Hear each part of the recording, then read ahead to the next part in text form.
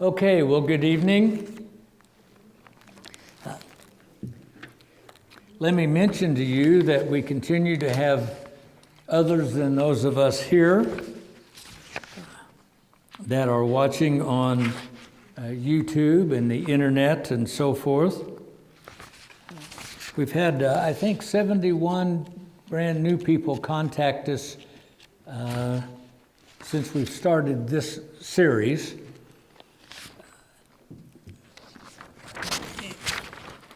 And let me welcome those of you that are watching.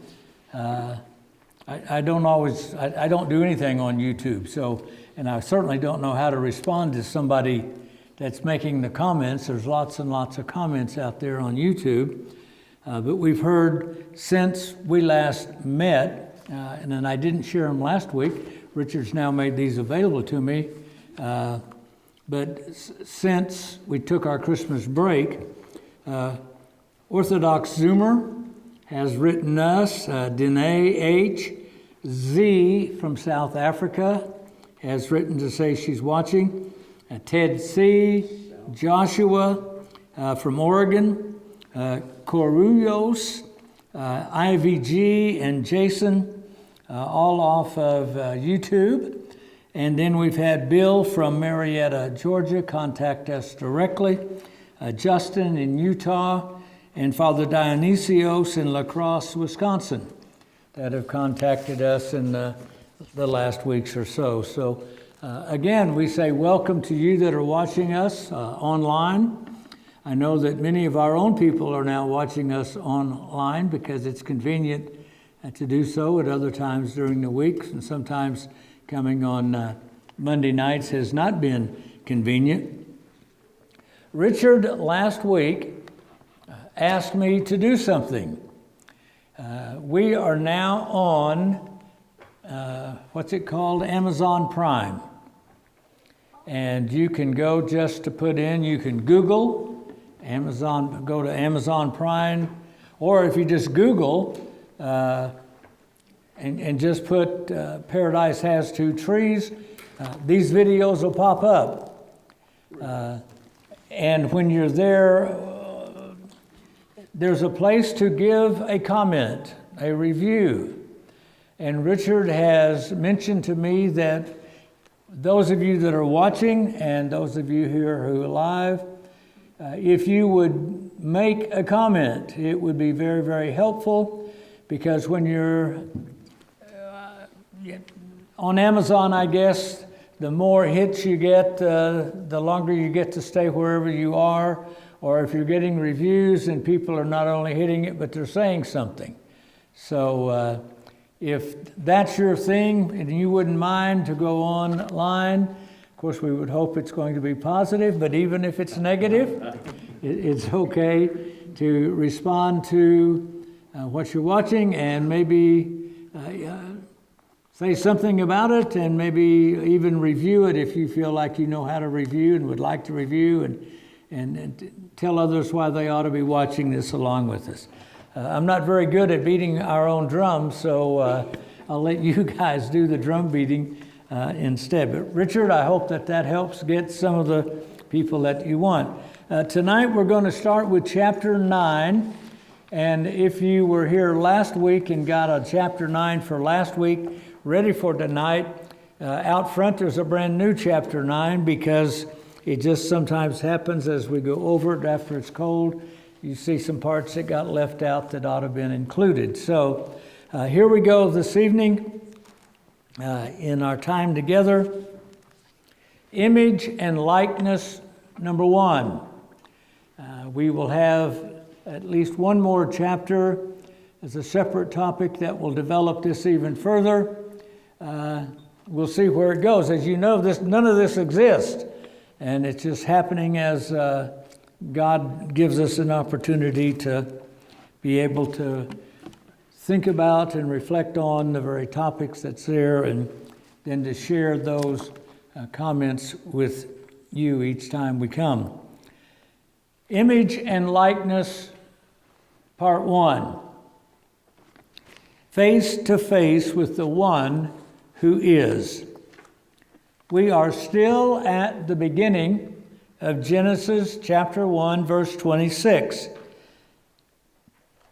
Genesis chapter 1, 26 stated that the goal of mankind's being created in the image and likeness of God gives us that reason we were created, to be created in the image and likeness of God. The next verse, Genesis 1:27, tells us that the image was created in us, but that verse is silent regarding what happened to the likeness. And entering into the mystery of the silence regarding likeness, last week together in our last chapter, we discovered that mankind was given the privilege of achieving the likeness with our own free will. We also discovered the error of thinking the image within us was a physical resemblance to God.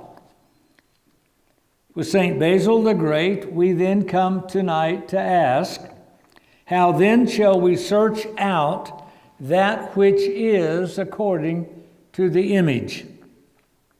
If the image in us is not physical, what then should we make of the divine image that is in us?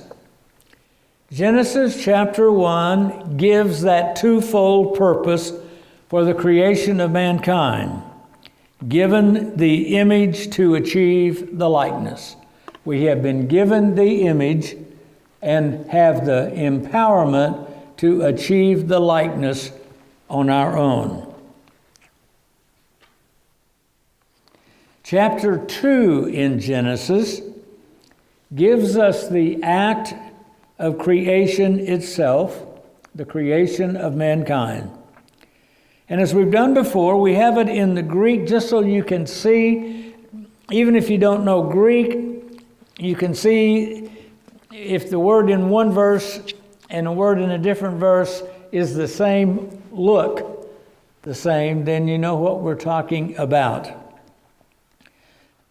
And molded God the man from dirt, from the earth, and creatively, blessedly breathed into the face-to-face of him the breath of life, and became the man a psyche living, became a living psyche. Well, a smoother translation, you're going, phew.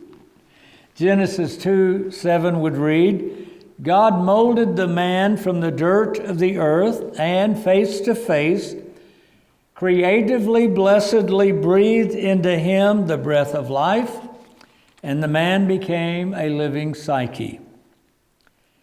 At the very least, we are dirt that, through no act of our own, became living dirt. We have two parts, the visible, the dirt, and we also have something that's invisible. Now, we don't know what it is, but we know when we have it because it makes us alive, makes us living dirt. And when we don't have it, we're just dirt that's no longer alive, dirt to dirt, dust to dust. So on the one hand, as living dirt, we share a physical body, a bodily life with the animals. And on the other hand, no matter how much we have in common with the animals, there is something in us and about us that makes us different from the animals. This is so extremely basic. There is something different about us that makes us different from the animals, even though we share an animalistic kind of life, living dirt life with them. I'm calling your attention to this for just a second, simply because That world surrounding us doesn't believe that. We no longer believe mankind is different. We're just another product of evolution, the same as every other living thing, period. There's no significance. I'm not taking on the whole issue of science and evolution. That's not where we are. It's the issue of humans are somehow different from every other living thing on the planet. Not going to go into all of the evidence. The fact that we're in this kind of building might tell us that. With electricity might tell us that. With smartphones might tell us that. Having gone to the moon might tell us that. But it hasn't told that to everybody. So let us turn aside and ponder the mystery of our creation. Let us consider again Genesis chapter 2, verse 7. Now the English translations translate Genesis 2:7 pretty much the same and very similar to the New King James Version that I've got printed for us there. And the Lord God formed man of the dust of the ground and breathed into his nostrils the breath of life, and man became a living being. That's a pretty standard current translation of Genesis 2:7 in English. The English translation in the Orthodox Study Bible reads this way: When God formed man out of the dust from the ground and breathed in his face the breath of life, man became a living soul. There are two differences in these translations, both significant.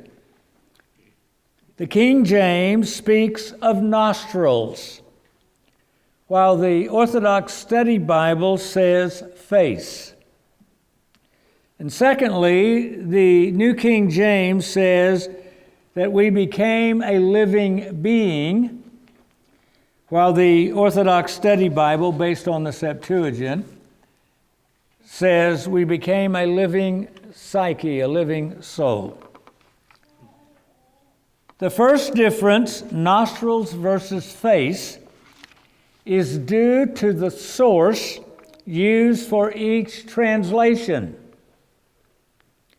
The New King James and other Protestant versions use the Hebrew Masoretic text. Now, I don't want you to get lost. Here's what we're dealing with. There's something at work in the book of Genesis that if we want to see what's going on, what is this image and this likeness, how does it work, what's at work here, we have to pause. We have to turn aside the way Moses did at the bush to see the illumination that is coming forth, that we can see and begin to get a glimpse of what's going on. And in doing that, we have to notice some particular words. We're not debating the words, it's what the words point us to. They describe something, and it's the reality of what's being described is the difference, which is what we're looking at and seeing if we can catch. What does it make any difference to say God met Adam face to face and breathed life into him, or did he blow air into his nostrils and he came to life? Does that make it? And well, no, it's just saying he came to life. Is it? Is it? So rather than hurriedly saying it doesn't matter, just a translation, one word or the other, we're going to pause just a second. And the reason there's two different words, nostrils versus face, has to do with the source being used for Genesis. One source is the Septuagint. We're going to talk about it, and I won't explain it now. We're going to explain it here again for those of us that aren't familiar with the term. What this is, the Septuagint. And the other is called the Masoretic text. These are the two existing today different versions of the book of Genesis. The Masoretic text and the Septuagint. Now, the Septuagint is written in Greek. The Masoretic text is written in Hebrew. Now that you know what we're talking about, let's talk about it, can we?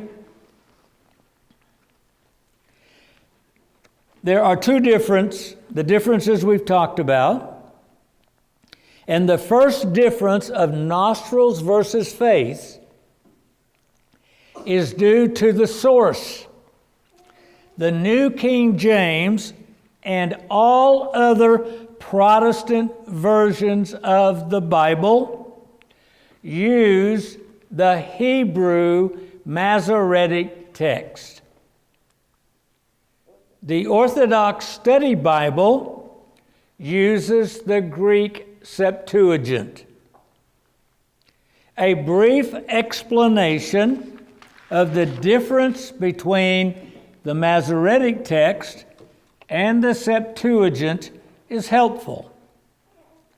One would think a Hebrew Old Testament would be first chronologically and therefore older than an ancient Israelite Old Testament written in Greek. But such is not the case. The Septuagint. The Septuagint came into existence before the Masoretic text. The translation of the Israelite scriptures from the ancient Israelite, from its Hebrew into Greek, occurred in Alexandria, Egypt, in the years following the conquest of Egypt by Alexander the Great in 332 BC. The Israelites living in Egypt requested permission from the council in Jerusalem for authorization to translate the Israelite scriptures into from Hebrew into Greek. With this authorization given, the translation of the Septuagint was completed between 285 to 247 BC, 250 years before Christ. Outside of Palestine itself, the Septuagint became the Bible used in the synagogues of the Greek-speaking Jews scattered throughout the Roman Empire. They didn't know Hebrew anymore. For a long time hadn't known Hebrew. The Septuagint was therefore the Israelite Bible used by St. Paul and the other apostles as they shared the gospel with the Greek-speaking Jews and the Gentile world. The entire missionary gospel of Christianity you read about in the book of Acts, summarized by the book of Acts, took place in the Greek language and used the Greek Old Testament, the Septuagint. The quotations of the Old Testament that are found in the writings of the New Testament are therefore, for the most part, from the Septuagint. Well, what about this Masoretic text then? In Palestine, after the fall of Jerusalem and the complete destruction of the Israelite temple in 70 AD, that's 40 years after the crucifixion and resurrection of Christ, the council, the Jewish council, now meeting in Jamnia, called usually Javne by the Jews, began the rabbinization of the religion of ancient Israel. This rabbinization occurred in response to the extermination of the Mosaic sacrificial religion based on its temple, and secondly, as a response to the Christianization within the Israelite faith. One, they no longer had a temple, they no longer had temple worship, they had to create rabbinic synagogue worship to take its place.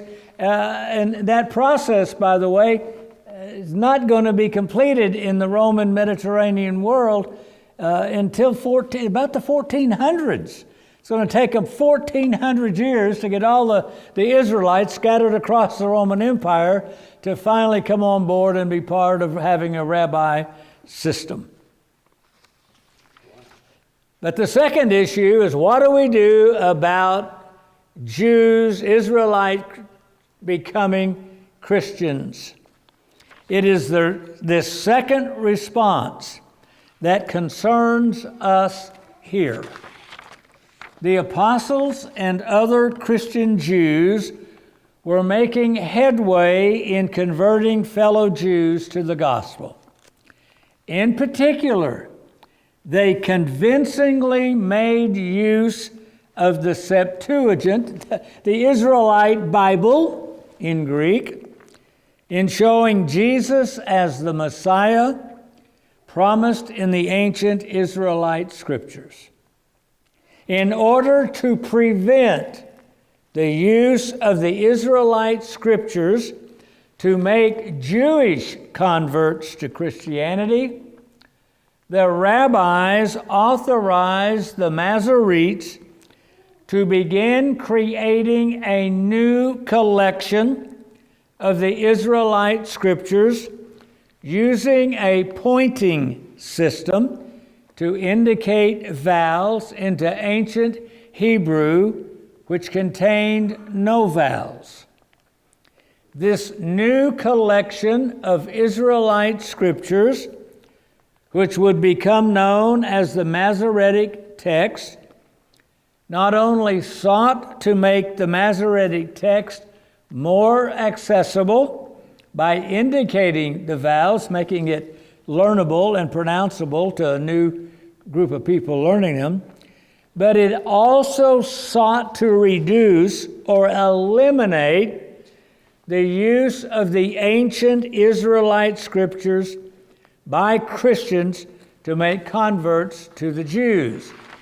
Since the Christians were going to the Greek world in Greek, in order to eliminate this evangelization taking place among the Jews, the number of books in the Israelite scriptures was reduced from 53 in the Septuagint to 39 books in the Masoretic text. Additionally, words were altered to change the meaning of a text in those 39 books. For example, Isaiah 7:14 in the Septuagint says, "A virgin shall conceive," while 7:14 in the Masoretic text says, "A young woman shall conceive." In this particular instance, most Protestant Bibles translate Isaiah 7:14 from the Septuagint and not the Masoretic text, and they often indicate this by a footnote. little bitty asterisks, and down in small print you'll see it'll say either from the LXX or it'll say from the Septuagint spelled out. The Masoretic text took 800 years to complete. It was not until the 10th century that the Masoretic text was finished.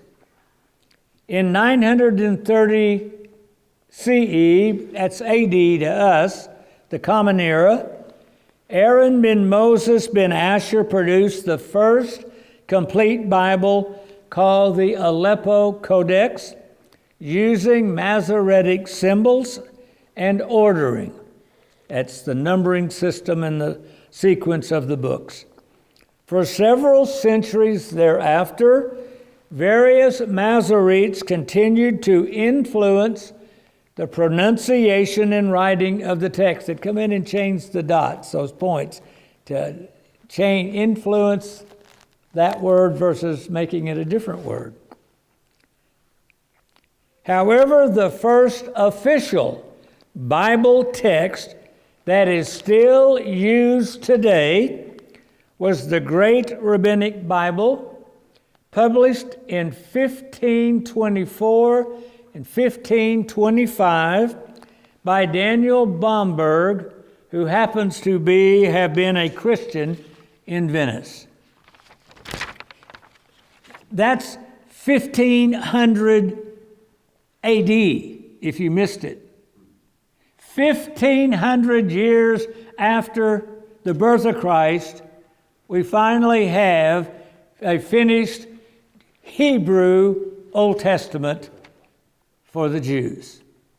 1500 years later. As a side note, the Septuagint is at least, therefore, 1650 to 1700 years older than the Masoretic text. Remember, the Septuagint was done by at least 250 BC, and if you add 250 BC to 1500 AD, you're now talking 1750 years.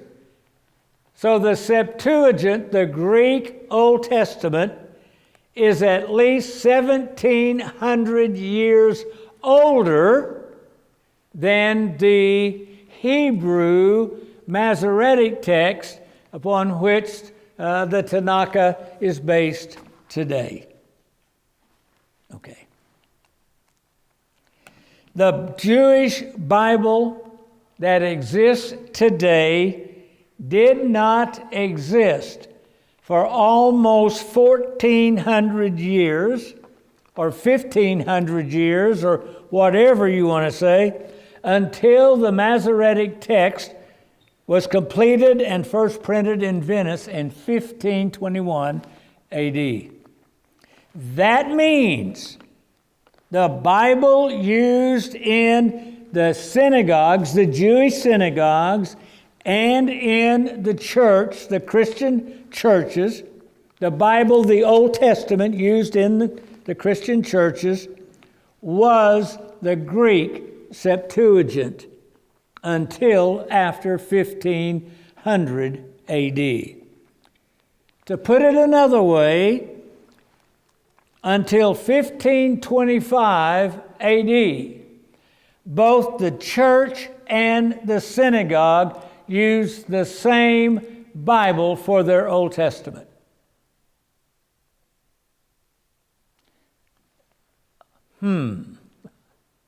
They used the same Bible for 1,500 years over here at the church and over there at the synagogue. When they read the book of Genesis, they read the same book, the Septuagint.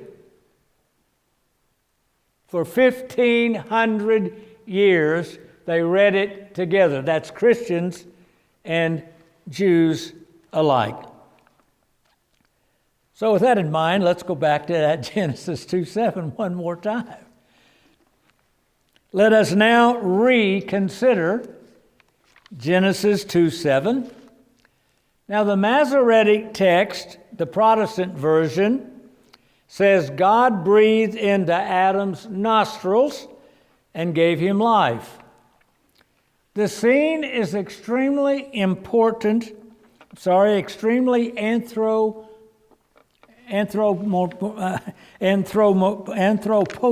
I'll get my tongue untwisted here. That anthropomorphic we talked about last week, those pictures picturing God as a human being, remember? This image of God blowing in Adam's nostrils is an anthropomorphic image with a physical deity giving mouth-to-mouth resuscitation to a lifeless clay figure. This metaphor conveys a particular relationship between a craftsman and his product. The product reflects the skill of the craftsman. The craftsman is dominant, the clay is subservient. That's the feel that we get when we read in our Protestant Bible, and God blew into his nostrils and he came to life.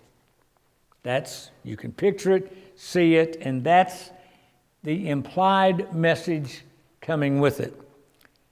But let us now consider again Genesis 2:7 in the Septuagint, where God breathes into the face of Adam the breath of life. There is so much more at work here than merely inflating a balloon. Boy, I'm asking you to think, right? It's Monday night and it's cold. What are we doing having to show up thinking? We go to Sunday school, we go to a Sunday school class or a Bible study, and somebody just says, here's what it means, believe it, and let's go home. Doggone it. Isn't it enough that we came out tonight? Do we have to think also?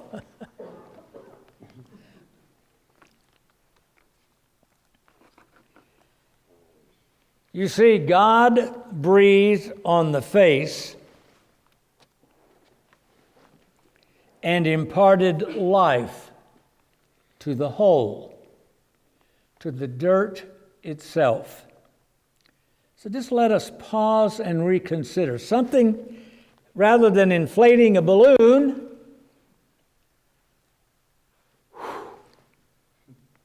he breathed on. Face to face. The term face translates the Greek word prosopon. The meaning of the term prosopon is revealed fundamentally by its grammatical construction and etymology, the background meaning of the terms.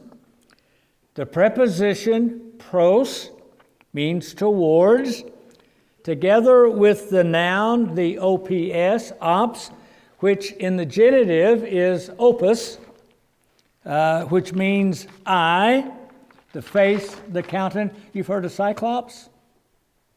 And then you got the cycle, that circle, and then you got the ops, that's the eye. Ops, prosopon, upon, has to do with the eyes. Pro is towards them in the Greek. And together, these two words form the composite word prosopon. I have my face towards someone or something. I am opposite someone or something, looking at them. Not opposite meaning opposed. The word prosopon thus functioned initially as a term indicating an immediate reference, a relationship between the two looking at each other. A relationship is implied with the word prosopon. The term prosopon has come to refer to a person. It is a term of relationship, the same as the term husband and wife.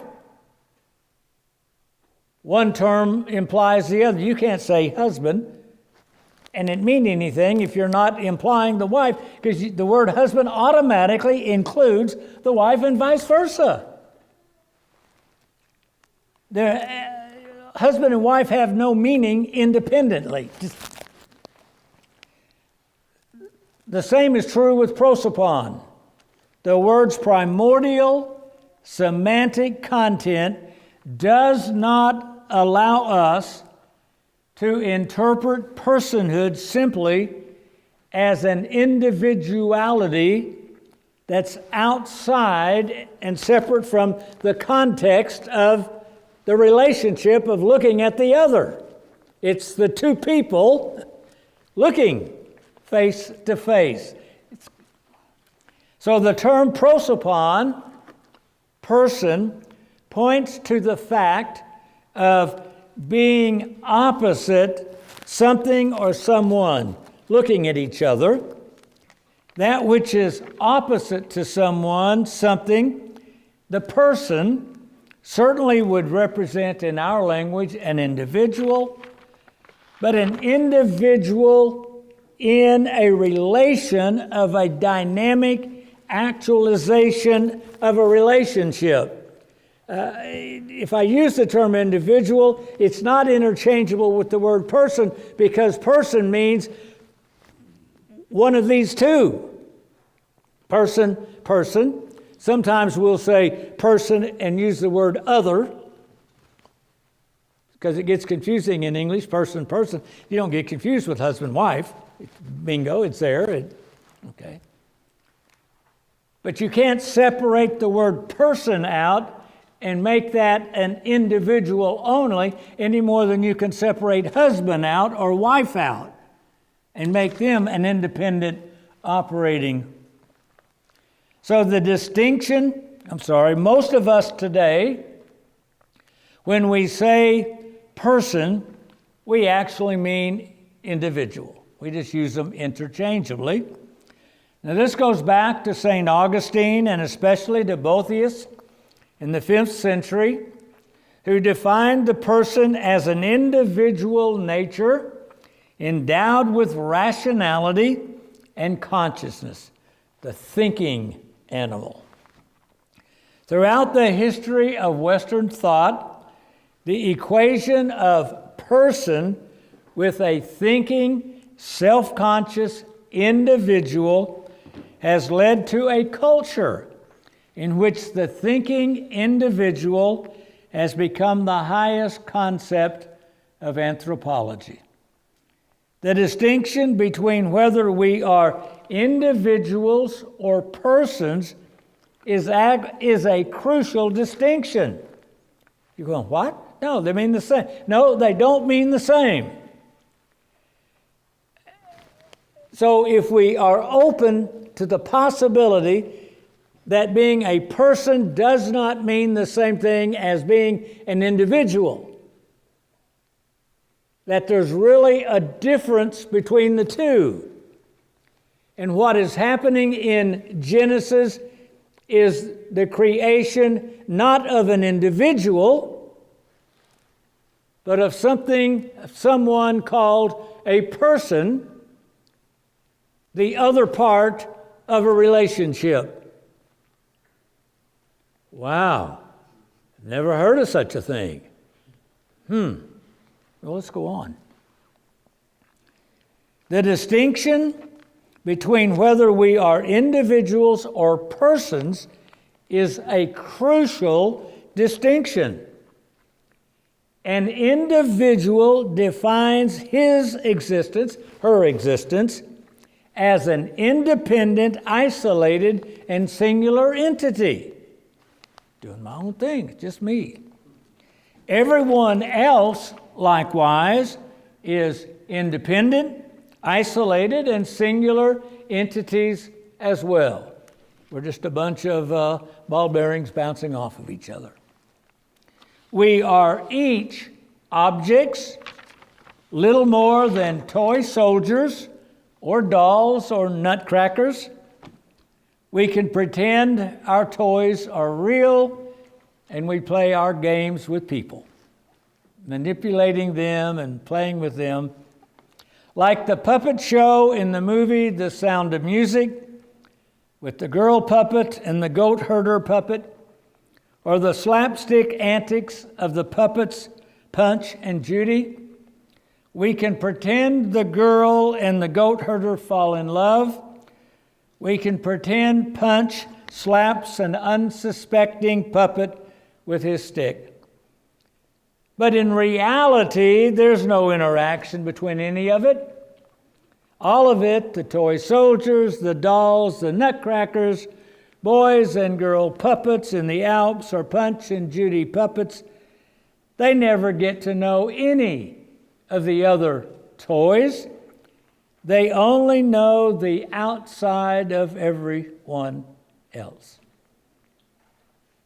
I mean, Punch is having a good time just beating up that guy. Slap. We all laugh, slap. No one ever thinks about the poor guy that just got hit. In the movie The Toy Story, in those movies, Andy, the human boy, never really gets to know Woody, his cowboy toy. To Andy, the human, Woody is who Andy says he is. It is Andy who externally defines who and what his toys are. He imparts value to them.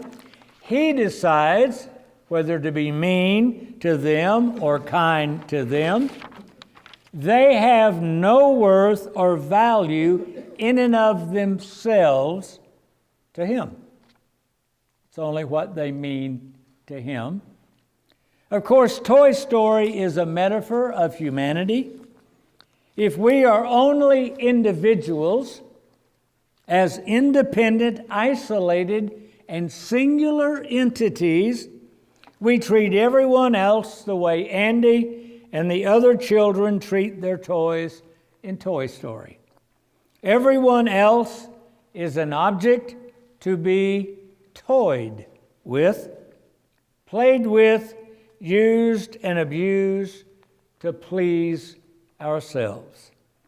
We define everyone else as independent, isolated, and singular entities. Our attempt to define others as they are in themselves, without reference to their relation to whoever it is defining them, is an instance of a definition that arbitrarily presupposes their relationship with the one they are defining to be non-existent. In other words, if I define who someone is without any reference to a relationship with them or their relationship with anyone else, the definition of them that I come up with is object to object. It is a non-related, no one in a relationship individual that I'm talking about. I'm just describing a singular entity. You see, it's like walking into a store and I do not know the person on the other side of the counter. They are nothing more than a clerk, a human servant, a robot, as it were, there to serve me.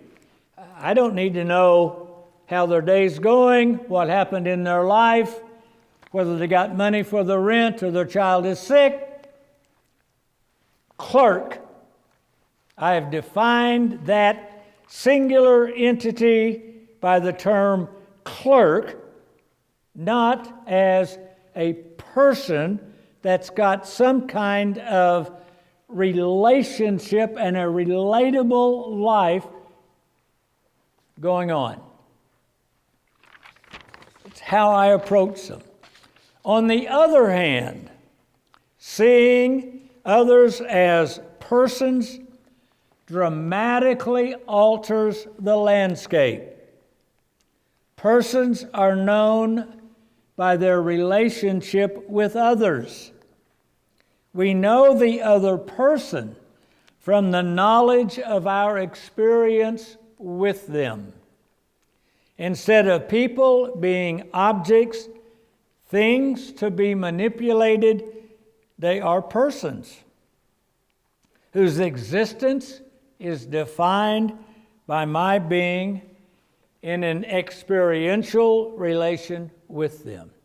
There's all kinds of experiential relationships. I can treat you like a clerk, whatever I think a clerk is, and however clerks are meant to be treated, just like I can pick up my doll and spank it and say, "Bad doll," for having done something I judged wrong. Or I can realize this entity is a person, relatable, and I can relate to them. "Hi, how are you? Hope you're having a nice day." It doesn't mean I have to know everything about them, but I can relate. It's a different approach. Seeing them as a person, not as a clerk.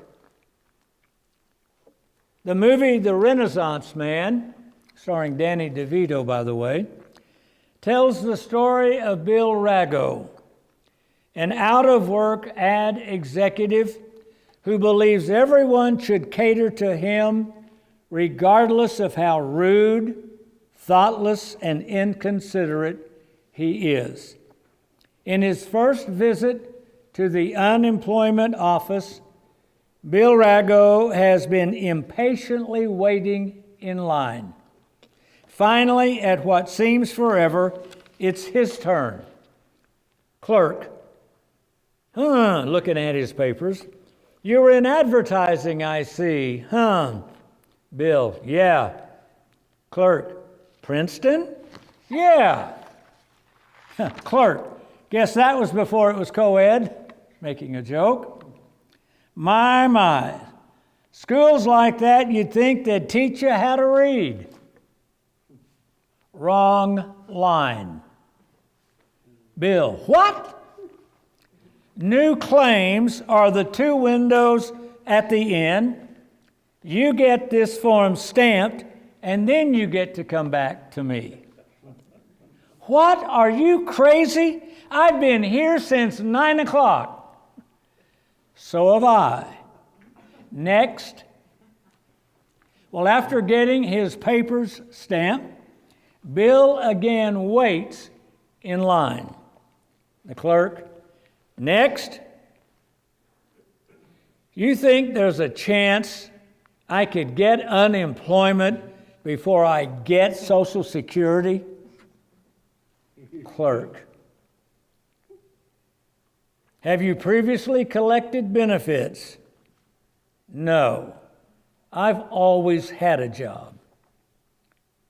Clerk, can you operate any industrial machinery? Farm equipment? Yeah, that was a required course in college. Theory of plowing.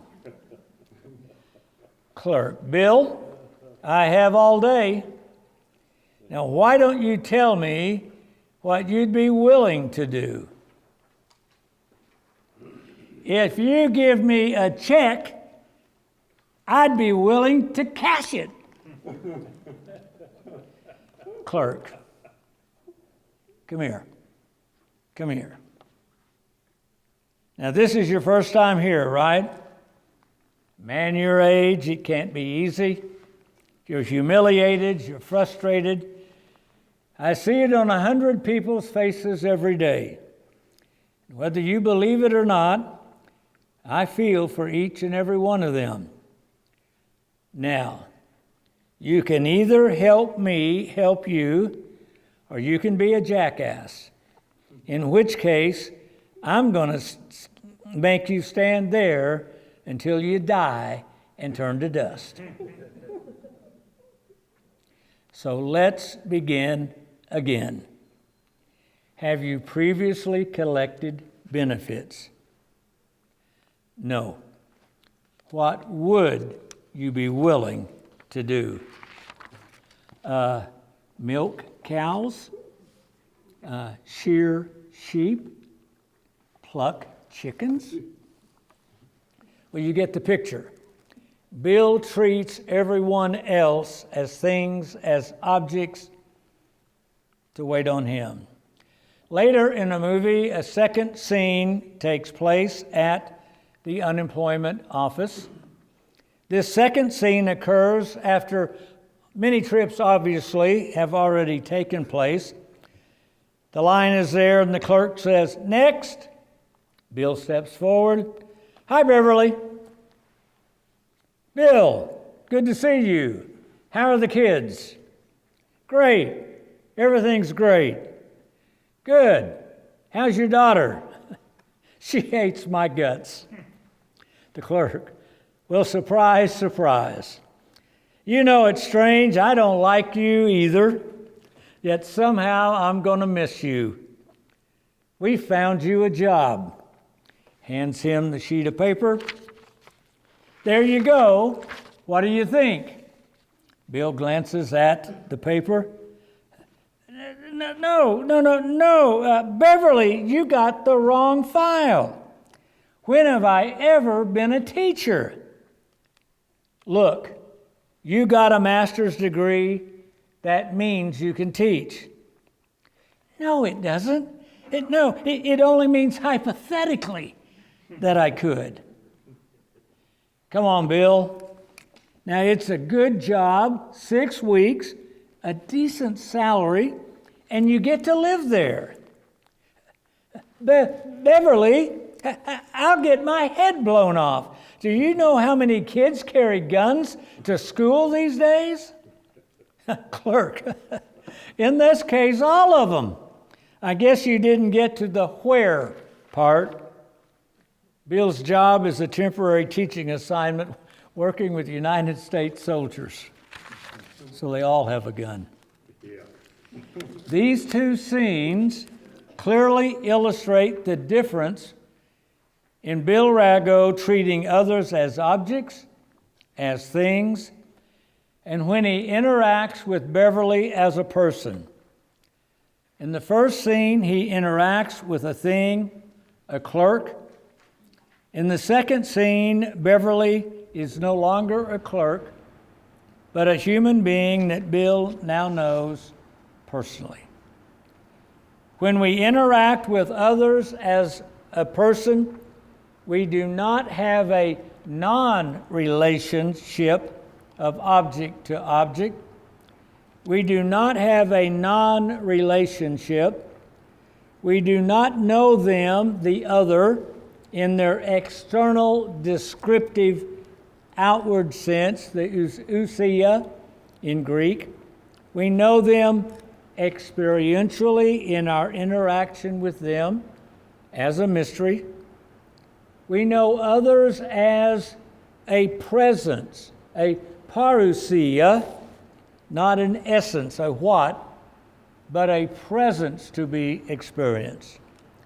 A person is not a thing, not an object, but a presence to be experienced and with whom we interact person to person without regard to whether there is a reciprocal interaction on the part of the other. In the story, the movie, Beverly treated Bill more kindly in that first scene than Bill did. It didn't matter how Bill was acting, she never responded in kind. She always responded to him as a wounded human being, a mystery standing before her in need of a job. In other words, we understand ourselves as person relating and interacting with others as persons.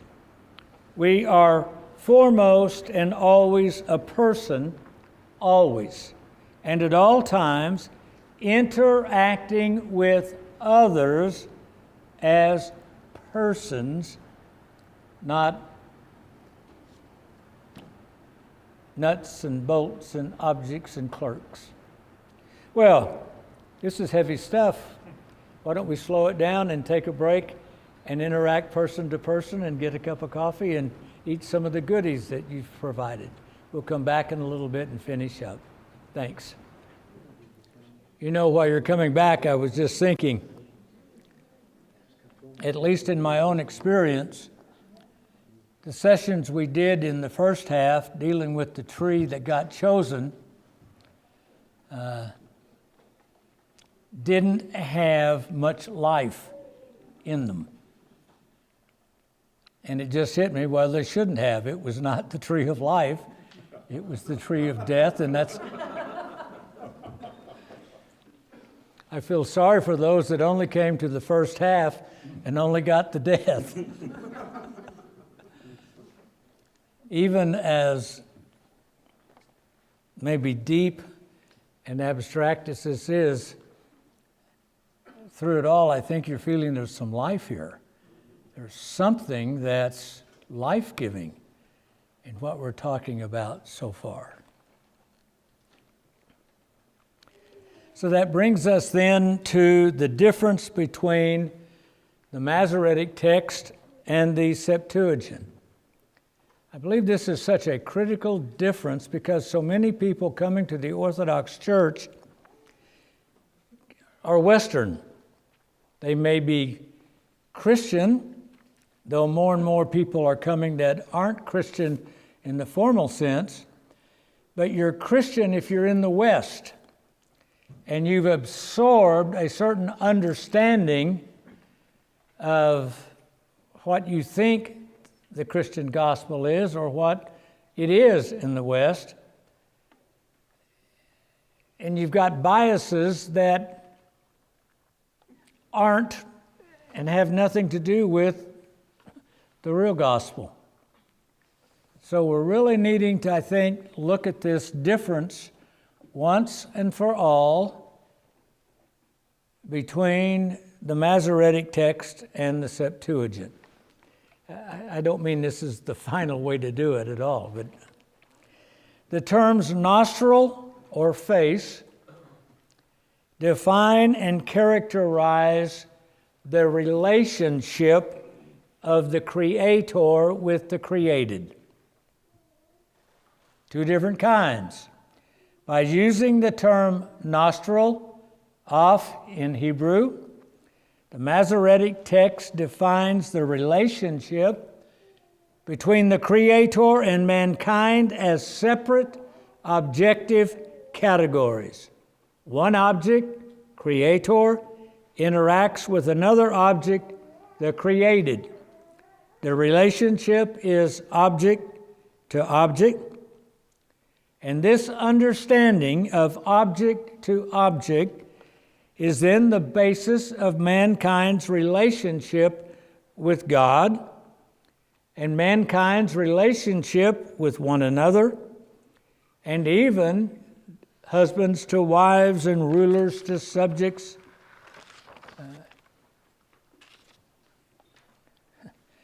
God is an angry judge, choosing like Caesar who lives and dies. Those in front of Caesar are just toys to decide whether I want to save them today or kill them today. By using the term face, prosopon, the Septuagint defines the relationship between the Creator and mankind to be one of mutual engagement and interaction. The creating deity understands itself to be related to its creation. The relationship is person to person. Deity is personal and created mankind for us to be personal. Deity's behavior is always personal, directed towards the other as a person. Deity's behavior is not dependent upon the behavior of the other. Deity is always personal and interacts and behaves toward others personally.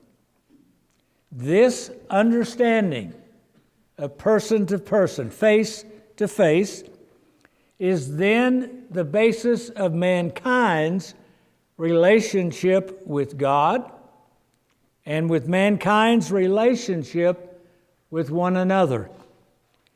It is this personal presence, each with the other, that creates the relationship between God and us. And it is this personal presence, each with the other, that creates the relationship between human beings. Okay, then why did the Masoretic text change the term in the first place? The Septuagint is a Jewish book translated by Jews for Greek-speaking Jews living outside of Palestine. It is a Jewish translation also used by Hellenistic Jews such as Philo in Alexandria in their conversation with Greek philosophers. It is a Jewish translation, of course, into Greek, but the Jews did it. The question, therefore, is for what reason would the Jews who translated the Septuagint now alter and change the terms of the Septuagint when they created the Masoretic text? Why would they do that? Why did they replace the word face-to-face, prosopon, with nostril? The answer is simple. The Masoretic text came into existence in part to prevent Christian Jews from converting fellow Jews to Christianity. Christianity is Jewish. It has always understood itself as being Jewish, the fulfillment of ancient Israelite history and scriptures. Christian Jews spread the story of Jesus across the Greek-speaking eastern end of the Roman Empire through the network of synagogues scattered throughout the Roman Empire. The Jewish scriptures that the Christian Jews used to preach Christ was the Septuagint. By being written in Hebrew, the Masoretic text restricted its usage to Hebrew-speaking Jewish audience. That eliminated non-Jewish Gentiles from seeking entrance into Judaism, which also was necessitated by Roman restrictions placed on the existence of Judaism within the Roman Empire. But the use of Hebrew alone did not eliminate Christian Jews from making converts of fellow Jews. By altering and changing the terms being translated, particularly those passages being used by Jews to convert fellow Jews, the rabbis wanted the Masoretes to eliminate the link between Jesus and the ancient Israelite scriptures and the claim Jesus was the fulfillment and continuation of the story and history of ancient Israel. It is outside our present task to examine further examples where the altering of the terms serves an anti-Christian purpose. However, in addition to Genesis 2:7, presently under discussion, where they change face to prosopone. Very briefly, 3 examples will illustrate the anti-Christian bias shaping the Masoretic text. So we'll just take an aside quickly. Keep in mind the church existed 40 years before the destruction of the temple in Jerusalem, and the books comprising the Christian New Testament were all written prior to the creation of the Masoretic text. In other words, the Gospels were in place. The gospel was in place, being preached, being lived, and being experienced in the writing before the Masoretic text got done. In the ancient Israel, first, let's notice this. In the ancient Israelite scriptures, the first 5 books of Moses are followed by the 6th book. And some of you I know will probably memorize those. You've got Genesis, Exodus, Leviticus, help me out, Numbers, Deuteronomy, and what comes after Deuteronomy? Joshua. Genesis, Exodus, Leviticus, Numbers, Deuteronomy, Joshua. Joshua, the son of Nun. Okay. The 6th book, named for the successor to Moses, who was the one who led the ancient Israelites into the land of promise. If you know the story, Moses led them for 40 years in the wilderness up to the border. He is going to die, and his successor is, in the Protestant Bible, a man named Joshua, the son of Nun, who then leads them into the promised land. That's the story in our Protestant Bibles.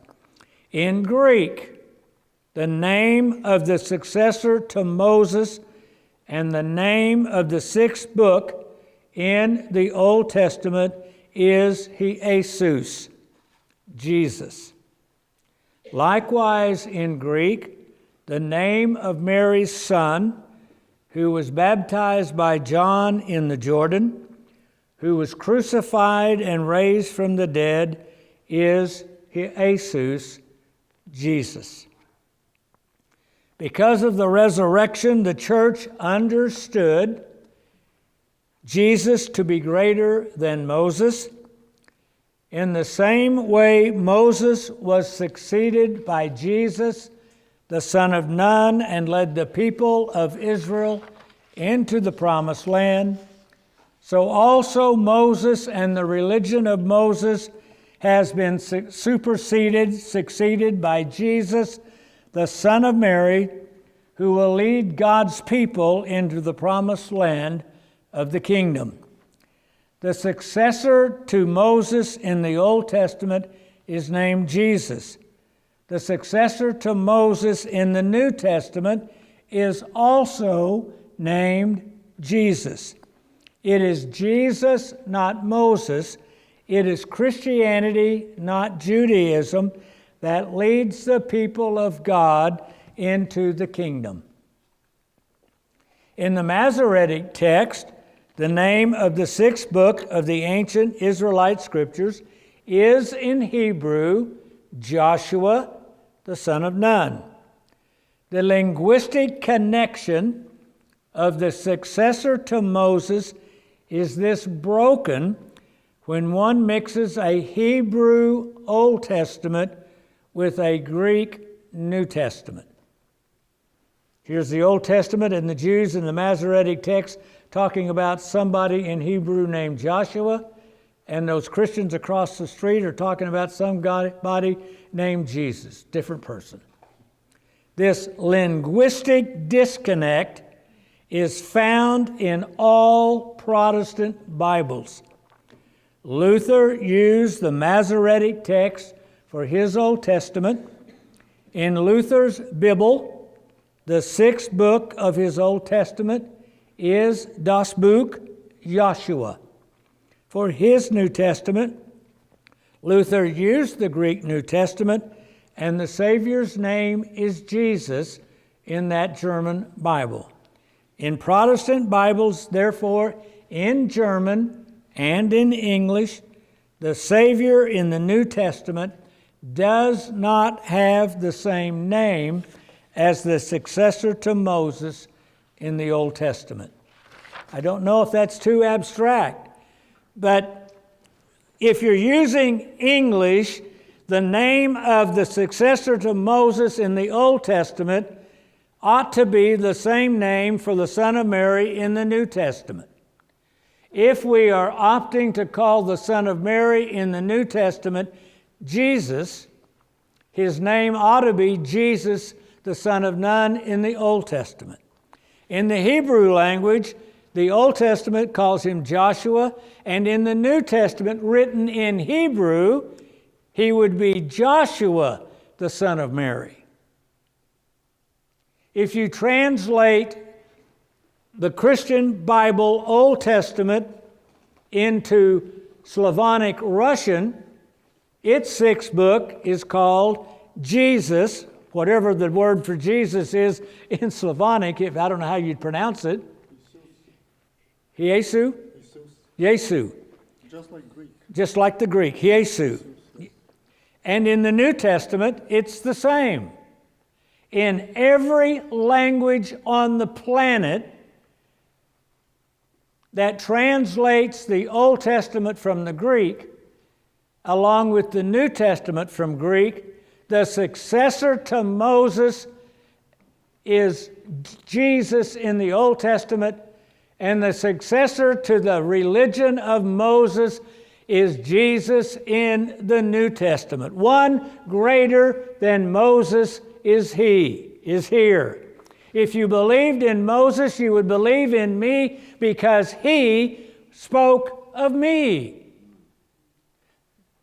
Not only is that a New Testament claim, we could point to the sixth book in the Old Testament, and it says there that it was Jesus, the son of Nun, who succeeded Moses and led the people into the promised land. We, in the West and in our English language, don't have a book in the Old Testament named Jesus.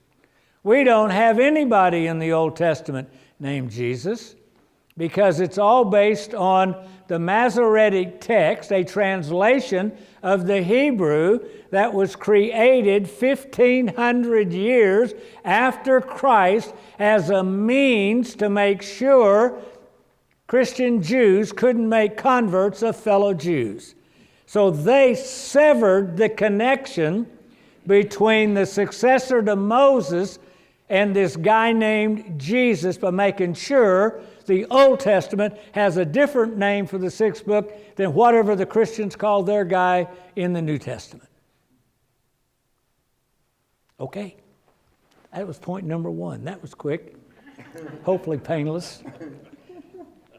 I know you're going to have to think about that. Wow, that's incredible. Wow.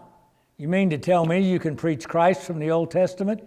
You can preach Christ succeeding Moses out of just the sequence of the books of the Bible? How do you think that happened? Just purely by accident? When they asked what the son would be named, was it Mary that said, "His name shall be Jesus"? No accident. He was given the same name, Yeshua, the same name in Hebrew as the name of the sixth book in the Old Testament. We don't know it in English because we got a Protestant Old Testament that says Joshua and a Christian New Testament that says Jesus. Secondly, in the Septuagint, the last book of the Old Testament is the book of Daniel. It is the book of Daniel that contains the prophecy of the uncut stone that would come rolling down the mountain, hit that statue that was the successive parts of the empires of the Middle East, including and up to then the Roman Empire. The uncut stone that comes rolling was understood as a prophecy of the virgin-born Messiah, uncut from human hands. That's why in the icons of the birth of Christ at Christmas, it's always seen in a mountain. Though she was born in a cave, the icon shows the mountain, the uncut mountain that the stone prophesied by Daniel has come rolling from. So that's the last book of the Old Testament, and it's in that book you hear the prophecy of the uncut stone that's going to come rolling down the mountain, that's going to conquer all the kingdoms of the world. For Christian Jews, the meaning was clear. The Old Testament ends where the New Testament begins, with the coming of the uncut stone who would conquer the empire spoken by the prophet Daniel. In the same way that Jesus succeeded Moses in the Old Testament, likewise the New Testament followed, succeeded, and fulfilled the Old Testament.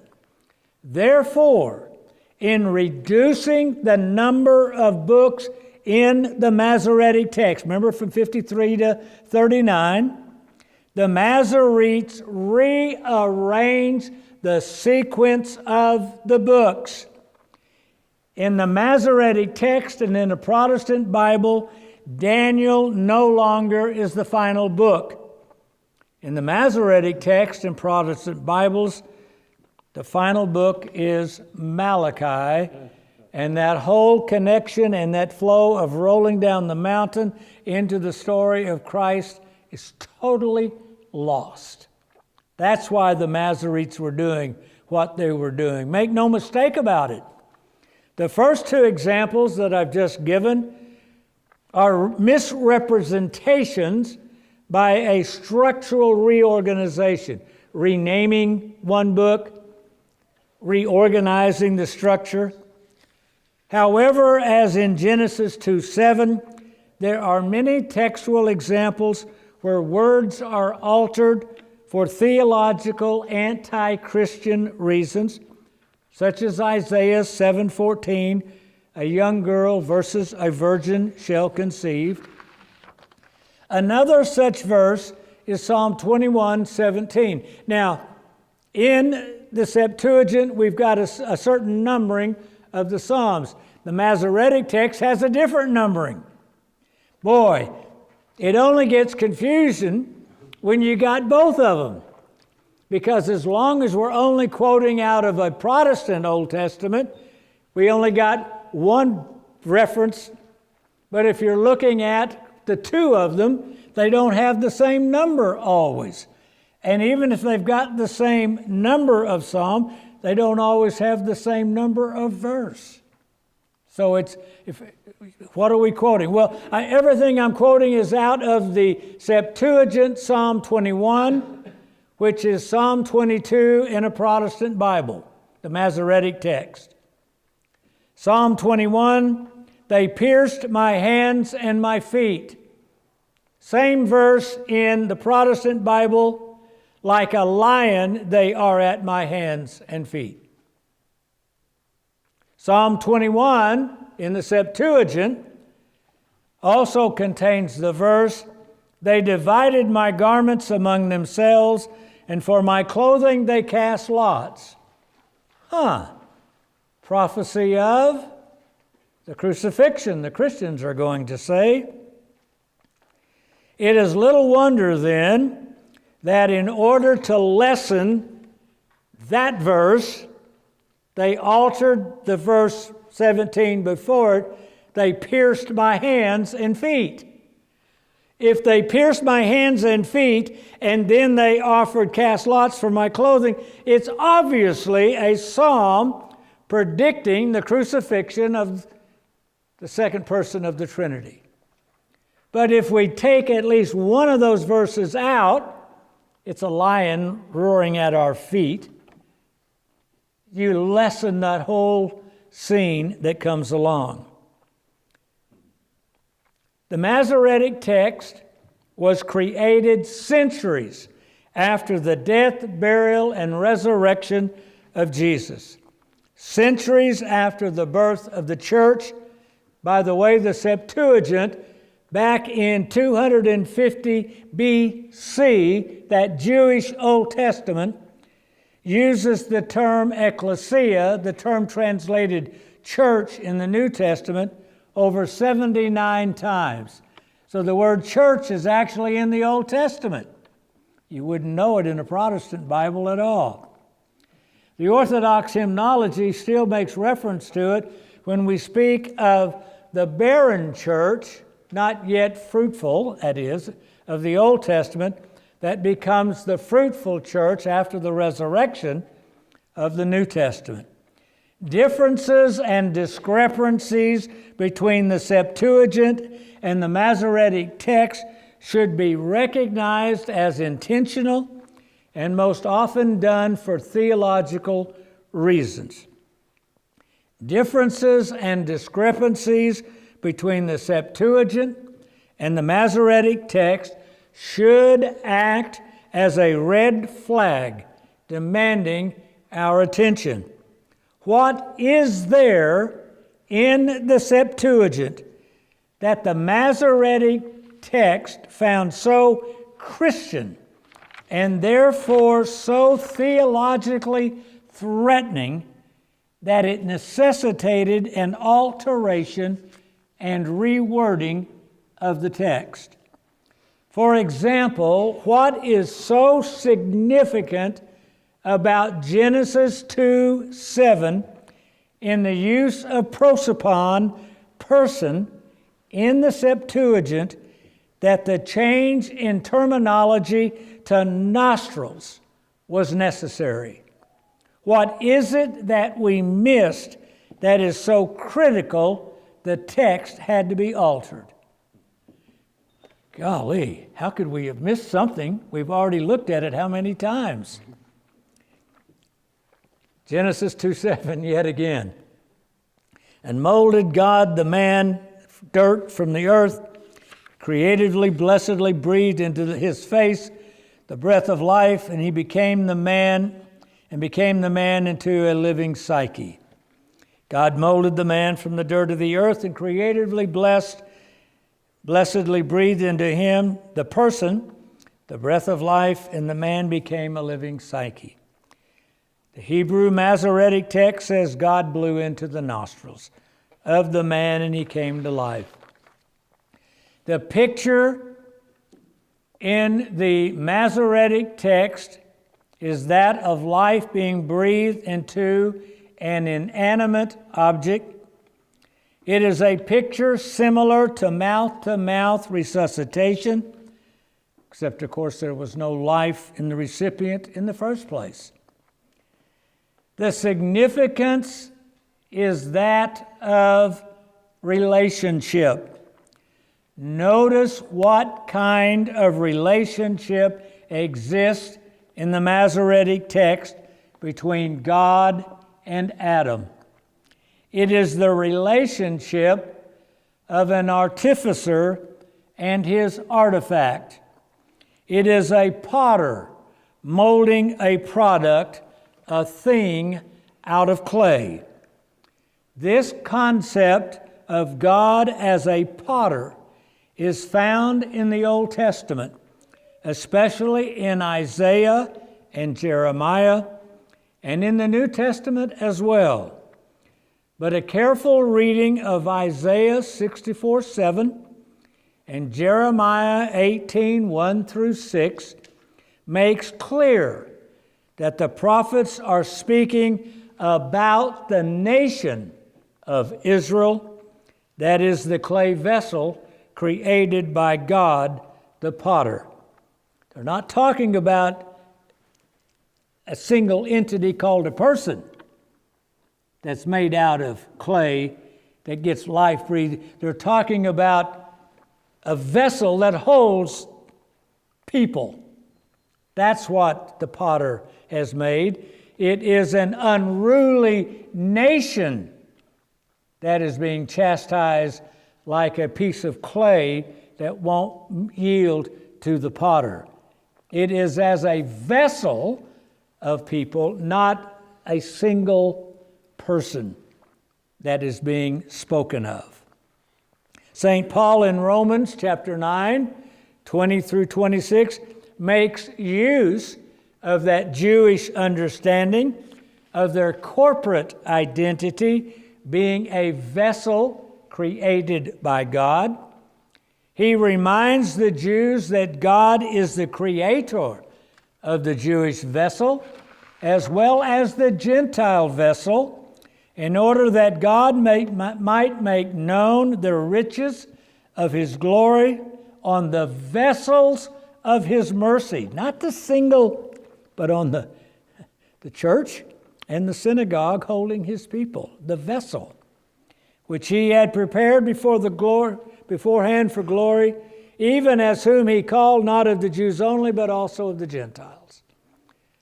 It is the stubbornness of the vessel not to let anyone that's not of us into the vessel that was being dealt with, not one-on-one people being called vessels.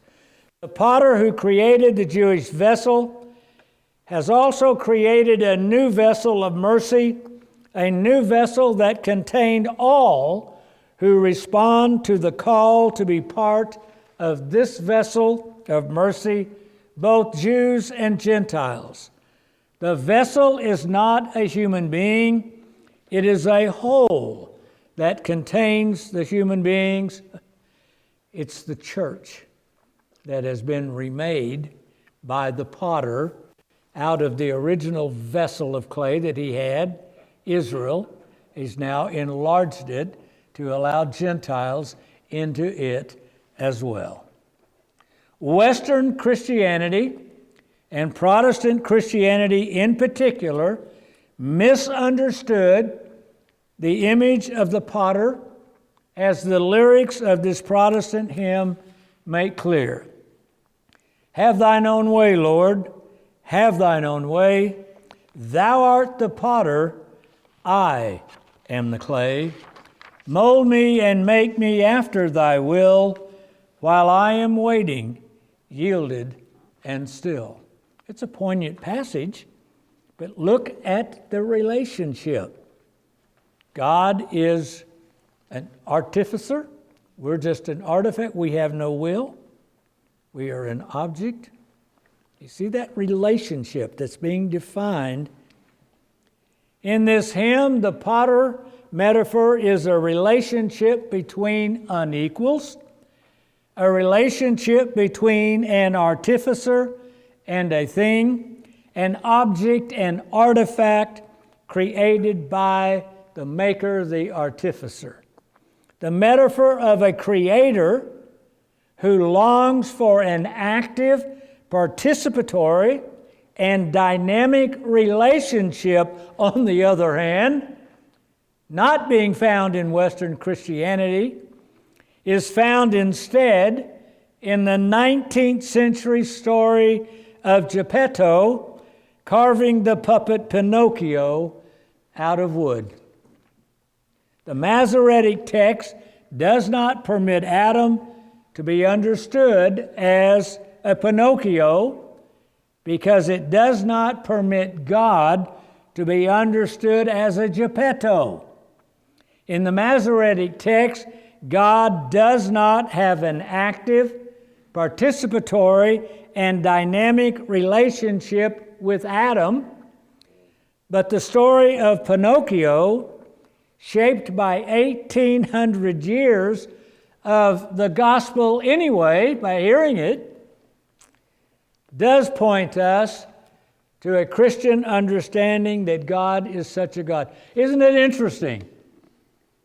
The cry in our heart is for God to be like Geppetto, instead of that angry God sending every one of us to hell because we're worthless lumps of clay. The cry was there because we were created with that cry in us, to be in a loving, participatory relationship with our Creator. It's in us, created. We have the image in us. Therefore, let us examine yet again Genesis 2:7 in the Septuagint, which does not contain the term nostril. In the Septuagint, it uses the term prosopon. We discussed this term previously as the relational term person. You will recall several weeks ago, in relational terms are, from Aristotle, labeled them this, defined them for us, as Aristotelian relatives, things that stand in relation to each other in such a way that the relation is constitutive of their identity. That constitutes the identity. Husband, wife. That relationship constitutes the identity of what the word husband means, and you can't have a definition of husband separate from being constituted, created by the relationship and the nature of that relationship itself. It is the identity of the whole, the relationship itself, that constitutes and creates the seemingly separate identities, whether it's God and Adam or whether it's you and me. Looking at you, you, me, whatever. It's the relationship that defines who we are, our identities in that. The use of prosopon is not accidental in the Septuagint. It signals and identifies that in this instance, creation, God is creating more than a clay puppet to play dolls with. God is doing more than creating a clay puppet to play dolls with. Do I have to get loud for it to sink in? God is doing more than creating a clay puppet to play dolls with and to get angry at when it disappoints him. He's doing something else. While God, the us that is always other than his creation, nonetheless, with Adam, he creates a relationship and establishes a relationship that is a whole, that constitutes and simultaneously a simultaneous relational identity between God and Adam. This is an existential relationship, and there is then this existential identity. As the following description from the Freiburg Analytical Greek Dictionary Lexicon will make clear. I just want you to see this. We're not making any of this up. The word prosopon, you see it there? Number one, it means face, countenance. Literally, as part of the body, it means the face, literally. Figuratively, denoting a personal presence. You're present, you're in person, you showed up in person. I'm here, not by proxy, my presence. As an idiom, it means face to face. Ever heard the phrase eye to eye? We saw eye to eye. Boy, we were eyeball to eyeball on that.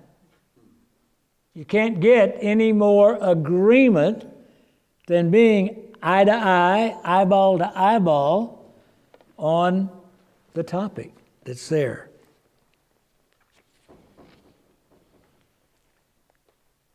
Face to face, in person, openly, personally to one's face, with the presence of, being with someone, in front of, ahead of them.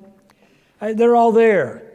He's also got in parentheses every time the word prosopon is used in the New Testament, not every time, but examples where you can look and it means that. It's that relationship, like trying to define husband without the wife. You can't do it. You can't just define the word separate from the context of a relationship. The us which is did not create Adam to be a thing, an object, an individual.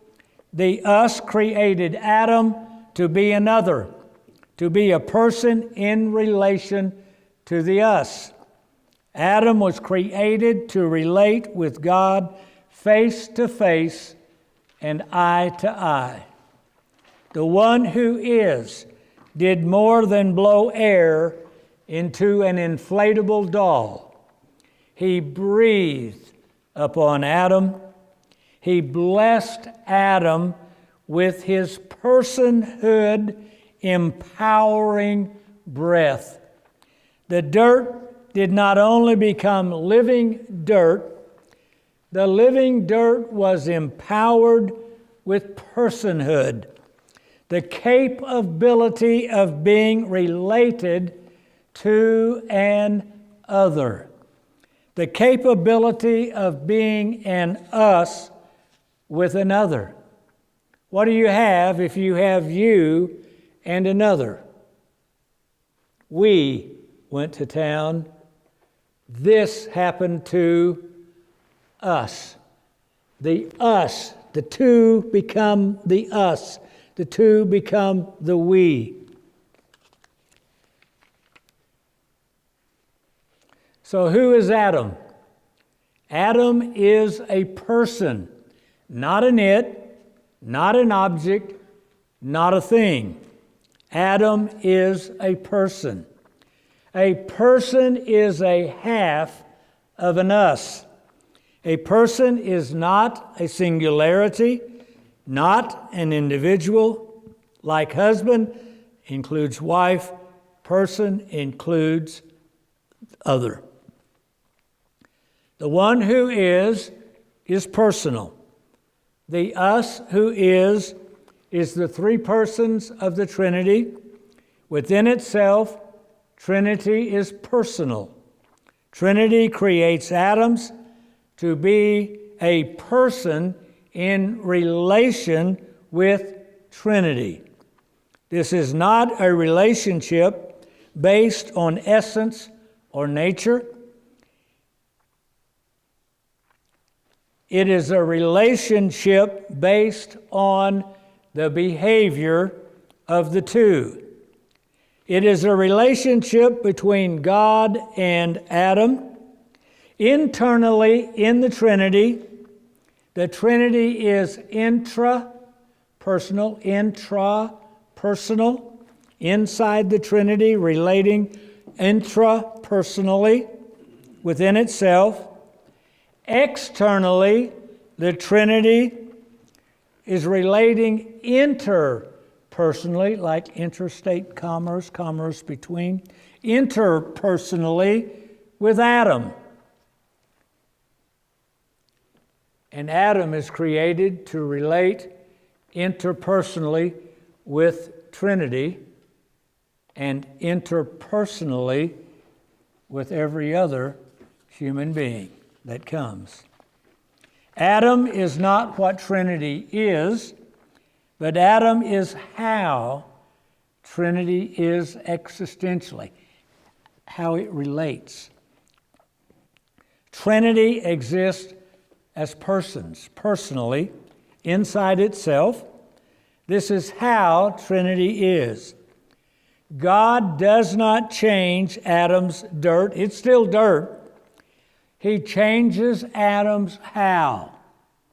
Trinity allows Adam dirt to be in a relation, allowing for communion with each other's very being, albeit without a change of what each of them is. God doesn't change who Adam is, dirt. He changes how Adam behaves with God and with his fellow humans. We do not change who someone else is. We change how we behave toward them. We change how we behave toward them. God's behavior towards us is not dependent on our behavior towards Him.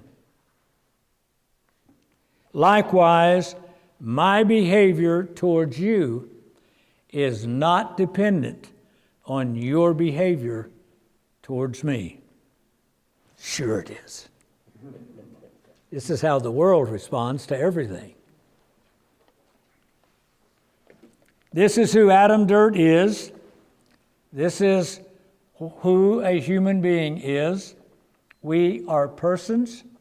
We are created as unique and non-repeatable entities to be half of an us in how we relate to the Creator and how we relate to fellow human beings. I'm half of an us. I'm always looking to shake hands with the other half. If it's just hi, hello, and then to go shake hands with yet, everyone I meet can be the other half for a moment. Hello. I am a half of an us. Wow, what a self-identity to be created as, in the image of God, as half of an us. So human existence is constituted as a relationship. How we relate to God. We're half of an us with the Trinity. We are not individuals. We're persons, which means we're half of an us. Wow, that's kind of fun. That's kind of fun. That's what Adam and Eve turned down. No, thank you. Well, let's come back next week, God willing, and we'll see what else is going on. At some point, we're going to get beyond Genesis 2:7, I promise you. God bless you. Thank you.